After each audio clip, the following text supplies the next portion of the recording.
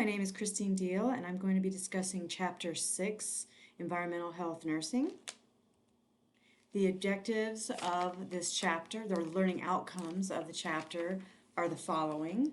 To describe the role of nursing in environmental health, to describe the impact of the built environment on health, to use the principles of home visiting and an environmental health assessment to identify health risk factors at the family and community levels, and to examine the concept of exposure to hazardous substances from a cellular to a global level, to explain the concept of environmental justice, to list social, behavioral, cultural, and physical characteristics that increase susceptibility to health effects associated with environmental exposures, and discuss gene-environment interaction, and to describe issues related to air and water quality. Now, I'm not going to read every PowerPoint slide word for word like that. I just wanted to make sure that you had time to review the learning outcomes for this chapter. My goal is to give a brief overview of the main concepts in the chapter and provide examples and resources for you. So environmental health addresses the physical, chemical, and biological factors that are external to a person that impact their health and behavior. So it's an assessment of the environmental factors that can potentially affect health. Okay. It's targeted towards prevention and creating health supportive environments. Healthy People 23 has 7 proposed foundational principles for the Healthy People 2030 framework, and one of those principles pertains specifically to environmental health and reflects the ecological model. Okay, so economic environments strengthen the potential to achieve health and well-being. So the human interaction with their environment affects the quality of their health.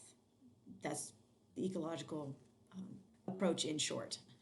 Healthy People 2020 focused on 6 environmental objectives related to outdoor air, groundwater, toxins and hazardous waste, homes and communities, infrastructure and surveillance, and the global environment. So the ecological model, environmental health includes all aspects of our living conditions, the use and misuse of resources, and the overall design of our community. So the design of the community would be what we're going to talk about and refer to later as the built environment. So using an ecological approach requires an understanding that individuals and populations interact with their environment. And the epidemiological triangle is used in the ecological model between agent, host, and environment. So epidemiology determines what disease the lab identifies and or confirms the agent. Then the interaction between the agent and environment. Environmental assessment determines why was the agent present in the environment in such a way that the host could be exposed. And then you've got the interaction between the host and the environment. Who was exposed? When was this exposure? Where was it? And how? So why is environmental health such a concern? The World Health Organization's data on environmental health in 2016 revealed that, or discovered or found that almost a quarter of all deaths globally are attributed to the environment. 22% of the disability-adjusted life years were attributed to the environment. Children, older adults, and males are at higher risk for environmentally attributable disease, and we'll discuss the reasons for that in an upcoming slide. The list of diseases that are associated with the environment include cardiovascular diseases, diarrheal diseases, and lower respiratory infections. The environmental factors include ambient and household air pollution, water, sanitation, and hygiene. So nurses play a critical role in both assessing environmental health issues and addressing them. So nurses serve as environmental health professionals who can detect and assess the presence of an environmental hazard and the health risks they pose and act to protect the health of populations. So all this information on these slides come from your textbook. The textbook does use secondary sites, and so that's why you see this. I use the secondary site from your book, so it's from 2007. But I just want to just assure you that all this comes from your current text, and then also C box 6-1 on page 131. That has the ANA's principles for environmental health, principles of environmental health for nursing practice.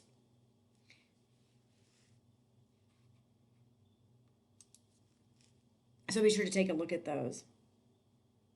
I particularly like number 4, healthy environments are sustained through multidisciplinary collaboration. So issues specific to nursing practice and environmental health. We need the knowledge of the role the environment plays in the health of individuals, families, and populations. We need to have the ability to assess health hazards and make referrals. We need the use of appropriate risk communication strategies, and we need to understand policies and legislation related to environmental health. So the EPA was formed in 1970, the United States Environmental Protection Agency, and it was formed with a mission to protect human health, safeguard the natural environment, and writing and enforcing of regulations. So it is a regulatory body. It performs environmental assessments, performs research, they educate the public, they set and enforce national environmental standards, and multiple federal laws have passed since its inception, including the Clean Air Act, the Occupational Health and Safety Act, OSHA, the National Institute of Occupational Safety and Health, NIOSH, the Clean Water Act, and the Comprehensive Environmental Response, Compensation, and Liability Act. The Centers for Disease Control and Prevention also has a network of specialists for environmental health, and they use the epidemiological triangle to work collaboratively with the Environmental Health Services Network to identify and prevent environmental factors that can produce disease. So key issues include the built environment, which I mentioned a little while ago, toxic materials, air and water quality, and environmental stability. So let's talk a little bit about the built environment. Human-made surroundings are created for daily activities of people, can affect public health. It includes a range of physical and social elements that make up a community. So poor communities often have a built environment with limited resources, higher pollution, more factories and industry, poor maintenance of buildings, fewer options for outside activities, less green space, less safe places to play, a smaller selection of goods and limited transportation, and all of these lead to poor health. Obesity, the obesity epidemic is an example of the built environment and health, and your documentary, The Weight of the Nation, is a great visual as a built environment example. Okay, and that's one of your discussion assignments. Hazardous substances, there are 3 major factors. Their inherent toxicity, or their ability to cause harm to humans, whether they enter the body and reach susceptible organs. Lead, for example, has to enter through ingestion, inhalation, and to reach susceptible organs, but lead that we wear as a protection from x-rays is not going to harm us. Okay, so they need to have the ability to enter the body. And then the amounts that are present. The dose makes the poison. So all because it might be the mere presence of an agent, even if it is known to have toxic properties, does not necessarily mean there is a risk to health. So the presence of lead doesn't mean that there is a risk. It must be ingested or inhaled to cause harm. Another example that comes to mind is mercury levels in tuna fish. Okay, you can eat a can of tuna fish and then not worry about mercury poisoning, but that does build up over time, and we'll talk about latency coming up here shortly. So the dose makes the poison. And the EPA establishes safe dose regulations.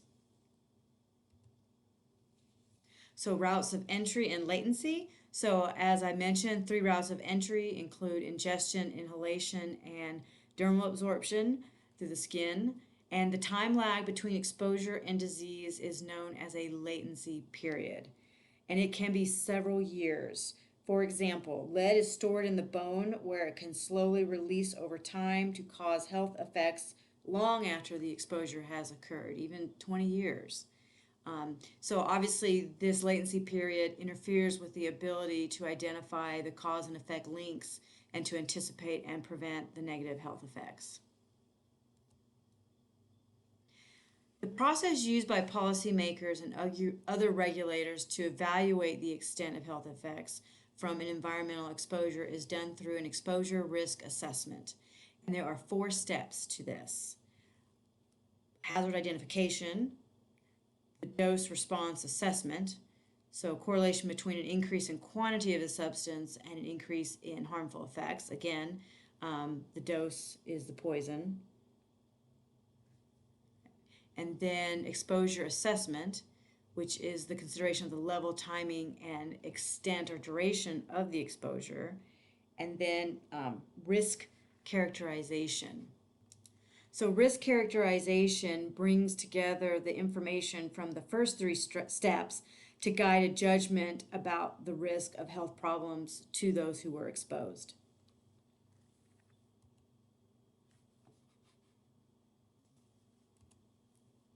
Types of exposures include chemical agents such as carbon monoxide, metals such as lead, pesticides, and environmental cigarette smoke.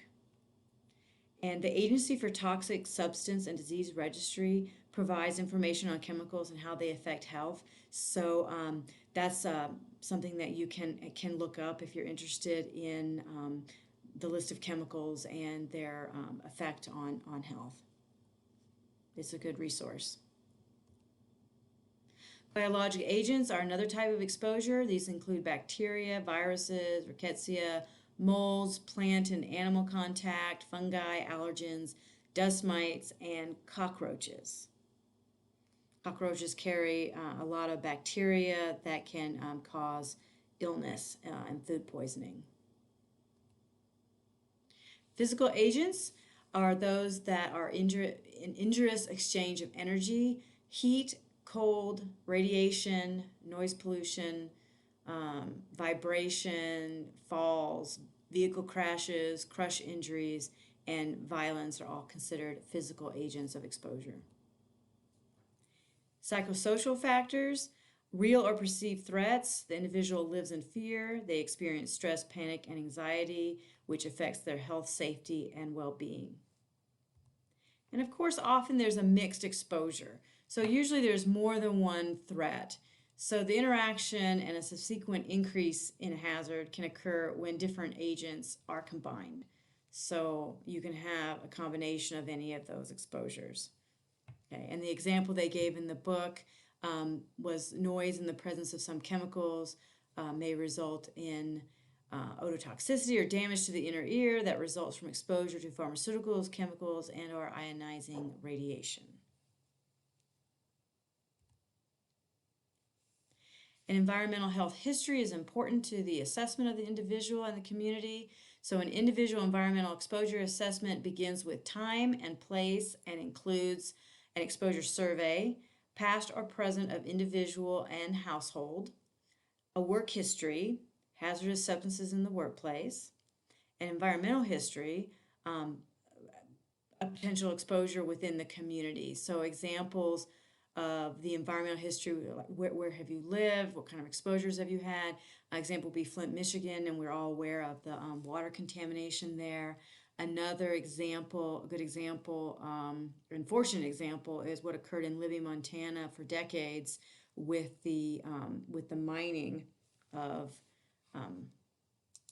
vermiculite that had toxic asbestos dust within it. And so that the mine helped the town prosper for decades, but it has killed hundreds of residents, sickened thousands, and victims continue to surface.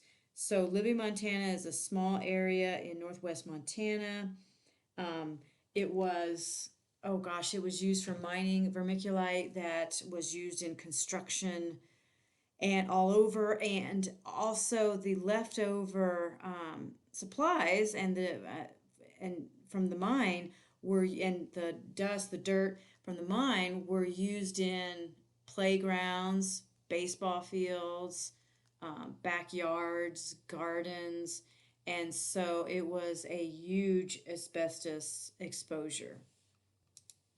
Now, the mine closed in 1990, but it didn't receive any attention as being a threat until 1999 when a journalist wrote a series of articles called Uncivil Action, A Town Left to Die. And the EPA got wind of those articles and investigated. And in 2002, the town of Libby was placed on the Superfund list and it was declared a public health emergency. Okay. And efforts were made to clean up the area. And so in 2018, the cleanup efforts wound down, and in 2020, the EPA turned the town over to, or turned the surveillance and the oversight of that over to the state of Montana. But it is now considered to be cleaned up.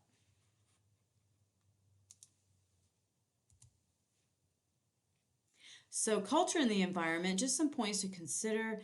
The environment in which people live is a part of their culture, and that influences how we live within our environment. So we need to take into account the people's perception of their environment may be different from ours, and we have to account for the cultural perception of the environment through the eyes of those living within that community. An example of an environmental hazard is also lead poisoning. Your book has the case studies on page 134 to 140, which I encourage you to read through because it's really a good case that identifies the screening, case finding, advocacy, and policy making of an environmental chemical hazard and exemplifies health from a cellular to a global level. So from finding the ill health effects to creating policy and laws that extend globally is what we mean by a cellular to a global level to protect the public. And so any house, for example, that is built before 1978 is considered to have a risk for lead. And people who are landlords are required to tell their tenants the year the house was built and what has been done to decrease the lead exposure, the repainting, make sure there's no chip paint, etc. And same with lead in the pipes. That should have been removed.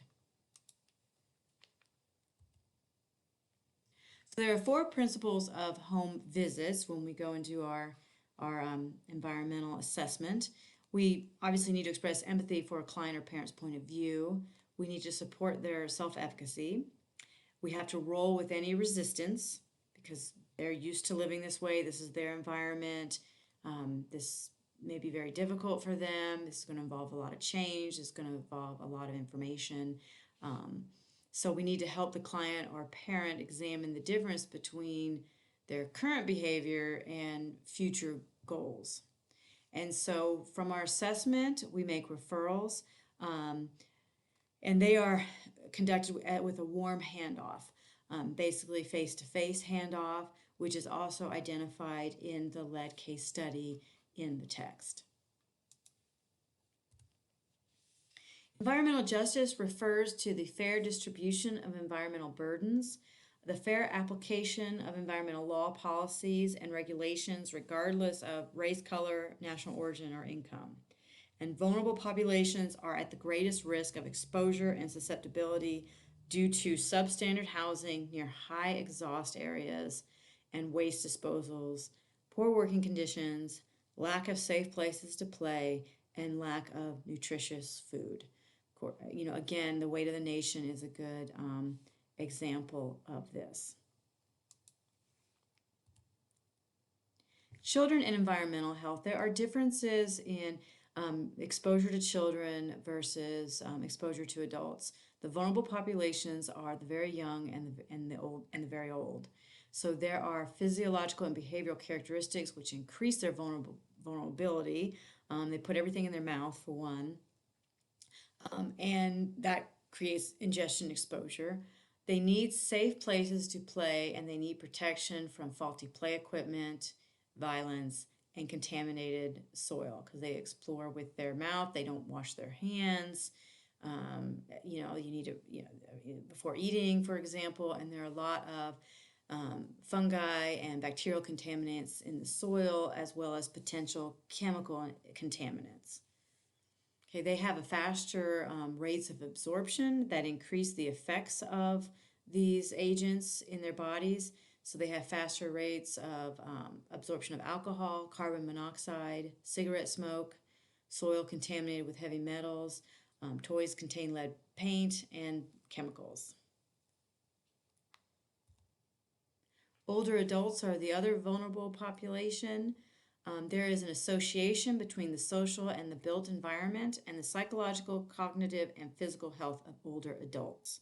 So they experience increased rates of chronic health conditions, so that's going to increase their vulnerability to environmental health issues like fires and the air contamination for fires and viruses, okay, because they have comorbidities, so they are at particularly higher risk. And also age-related changes in vision, hearing loss, fragility of their skin, which is their barrier to infection, barrier of entry, etc., also increase the risk in the elderly. And they have a higher body burden of chemicals that have been absorbed through their lifetime, which is referred to as bioaccumulation. A lot of chemicals, they build up in the body and they do not go away. Mercury, for example, does not leave the body. Many chemicals do not leave the body, and they have, the longer you live and the longer you're exposed, you have a higher body burden of chemicals that certainly also make you vulnerable. So the body burden, basically just toxic chemicals that build up in your body over time. They can be from industry, but they can also be from chemical exposures in the home. It can also be from chemical exposures if you live in an agricultural area, for example, and there's crop spraying, or you use chemicals in your yard, garden. So basically just chemical exposure, whether in the home or in the community, contributes to the body burden.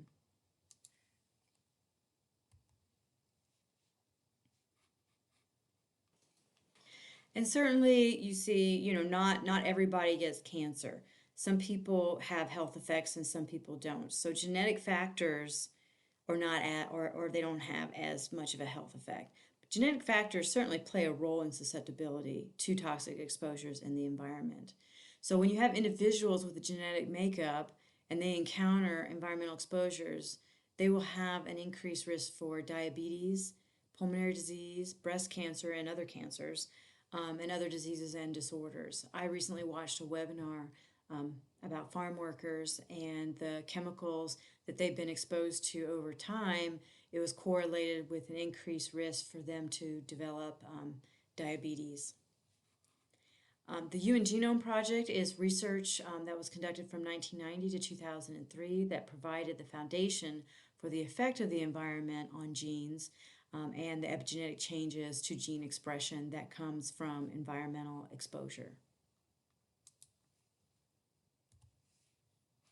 So this is a diagram on climate change. It is in your book on page 148. Okay, so it just is a wheel that talks about how the cause and effect and the chain reaction of changes in weather patterns affect health. So take a look at that diagram. So climate change affects the social and environmental determinants of health, clean air, safe drinking water, sufficient food, and secure shelter. It is expected between 2030 and 2050 that there will be many more additional deaths per year from malnutrition, malaria, diarrhea and heat stress. So when we have increase in heat, we have increase in vectors, for example. You have an increased spread of where the mosquitoes are, where they go, and that spreads disease. The direct damage to health is expected to be between 2 billion and 4 billion US dollars per year by 2030. In areas with a weak health infrastructure, mostly in developing countries, will be the least able to cope without assistance to prepare and respond to these weather conditions. So what can we do to help prevent climate change and to help the environment? Well, reducing emissions of greenhouse gases, for one, through better transport, food, and energy use. Energy use choices can result in improved health, particularly through reduced air pollution. So, carpooling, limiting, making sure that you're taking care of, certainly the hybrid cars, community transportation system. Just those are some ways to reduce the emissions, also through industry regulations and such. Get involved. The Alliance of Nurses for Healthy Environment, or ANHE, they refer to themselves as Annie. They have 3 areas for action on the part of nurses, which include research, advocacy, and practice. And it's on their website where I watched the webinar that I mentioned earlier about the farm worker health. And so they have a lot of good free webinars that if you want to get on their site, I have their website down here at the bottom that you can look through. They're a great resource of information. Nurses are in a position to inform and mobilize society to act on climate change.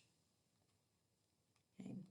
So it is certainly an important role for nurses. And the ANHE is a way to get involved. They have certain work groups. They have climate change work groups, they have education work groups, and they have policy work groups that they usually meet like once a month via phone. Environmental sustainability reflects the concern of long-term effects on population health related to climate change. So environmental sustainability reflects the rates at which renewable resources are harvested, the depletion of non-renewable resources, and the creation of pollution that can continue for an indefinite period of time. So if the rates of the population and diminishing resources continue for long periods of time, the environment is not going to be sustainable. So the current Sustainable Developmental Goals integrate the concept of sustainability across all goals related to improving the health of individuals, with, of course, the environment playing a key role.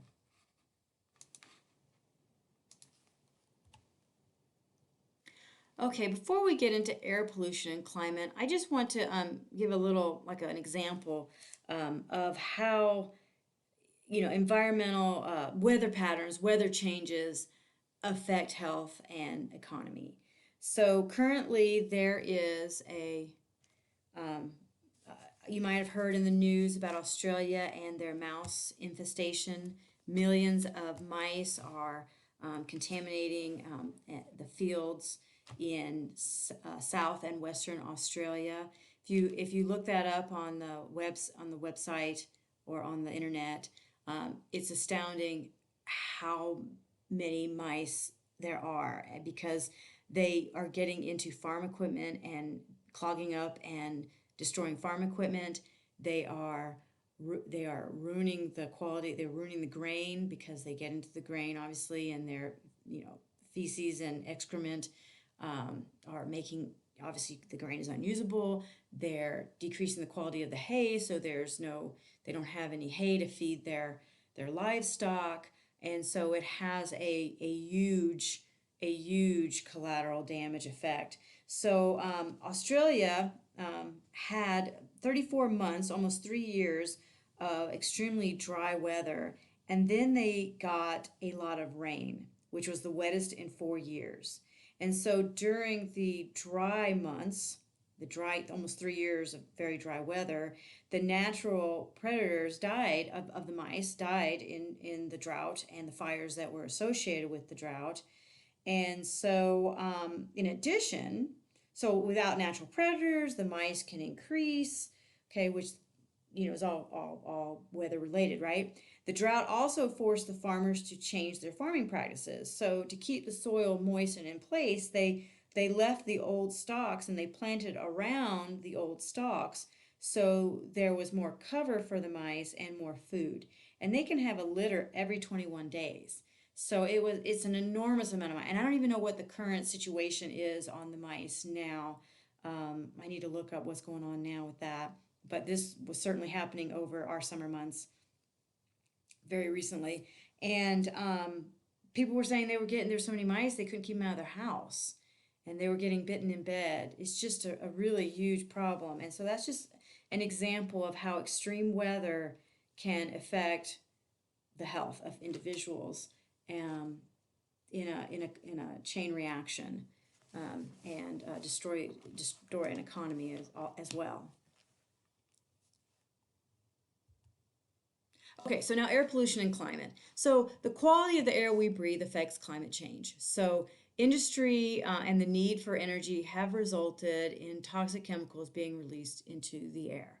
Okay, efforts are being made to regulate that, but certainly industry and the Industrial Revolution, since decades ago, obviously hundreds of years ago. So that has certainly created to increased chemicals in the air that have affected the air we breathe. So the ambient air standard is the highest level of pollutant that is considered not dangerous to humans, and this is determined by the EPA. So this reflects the built environment. So the ambient air standard is a reflection of the built environment that we discussed earlier. Okay, so there are regulations on emissions and such. There are two types of contaminants. There's a point source, which are specific sources of pollutant that are well known, such as chemical plants, refineries, power plants. Oh, I have refineries twice, pardon me. And then there's mobile or non-point source, which are the emissions that come from our cars and trucks on the road, which increases smog in large cities and increase in carbon monoxide and warming of the climate. So that's the difference between the point source and the mobile or non-point source. So criteria air pollutants are a set of major air pollutants: carbon monoxide, sulfur dioxide, nitrogen dioxide, ozone, particulate matter, and lead. So ground level ozone and particulate matter, that fine matter, are the most hazardous to human health. The Air Quality Index evaluates the degree of air pollution. It is computed by the EPA based on a 0 to 500 scale, and it is reported to the public as 6 category levels. Now, we're probably all familiar with the recent Air Quality Index with the fires that have been going on this year and every year, but so they don't necessarily announce that you have to look for it. So on the weather app, I look for what the air quality index is, and so you want it to be under 50 is good. Between 50 and 150 is unhealthy for sensitive groups. Above 150 is unhealthy for all groups. My daughter recently had her cross country practice canceled the other day because the air quality index was 154. And so be sure people are aware of where to find the air quality index values, because they should not be doing any strenuous activity outside and should stay indoors and keep their doors closed, windows closed. So indoor air pollution is obviously much less regulated, except for smoking bans and the OSHA standards for the workplace exposures. But other indoor air pollutants include animal dander, cockroaches, mold spores, dust, and chemicals such as phthalates, which are found in air fresheners, toys, and sealants.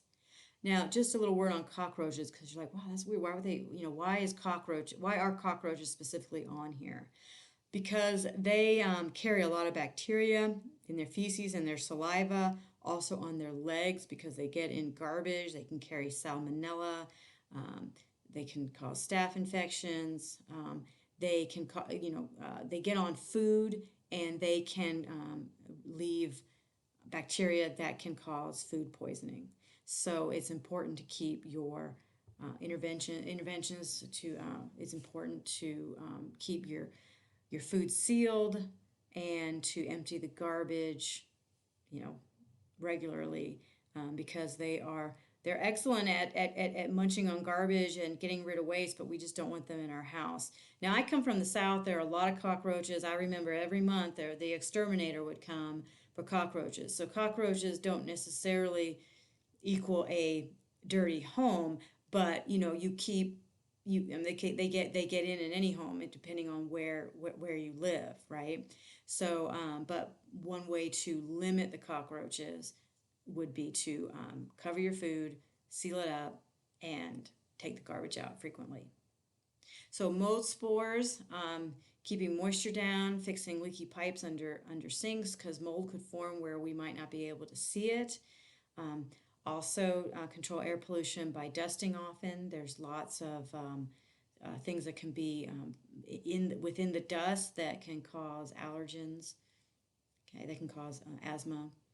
And then I mentioned the chemicals, where those chemicals are found in the phthalates.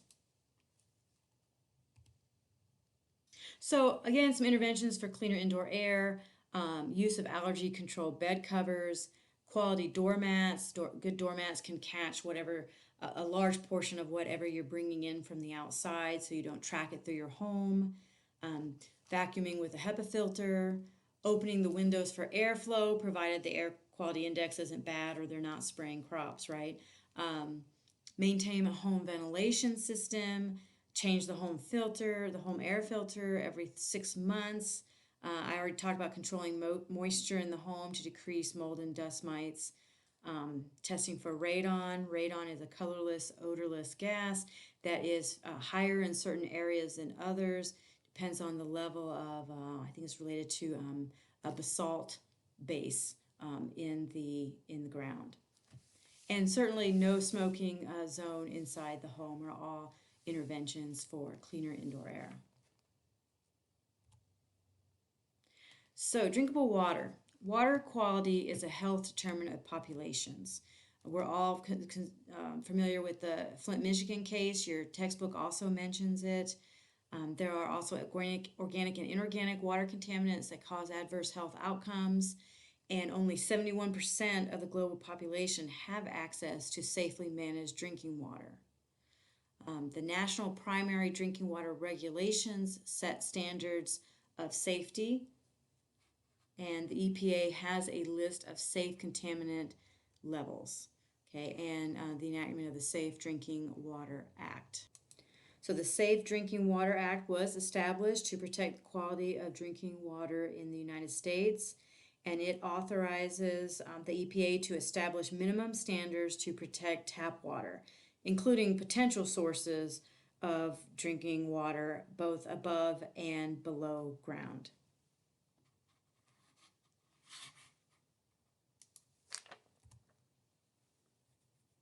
Okay, a community environmental health assessment. This is discussed towards the end of the chapter, and this is a collaborative, community-based approach to generating an action plan. So it's a methodology, it's PACE-EH, so Protocol for Assessing Community Excellence in Environmental Health. So again, it guides communities and local health officials in conducting community-based environmental health effects, which involves a collaboration and environmental justice, community collaboration and environmental justice principles to involve the public and other stakeholders in identifying the environmental health issues, setting priorities for action, targeting the populations at risk, and then addressing the identified issues. And these are listed on page 152 down in box 6-9.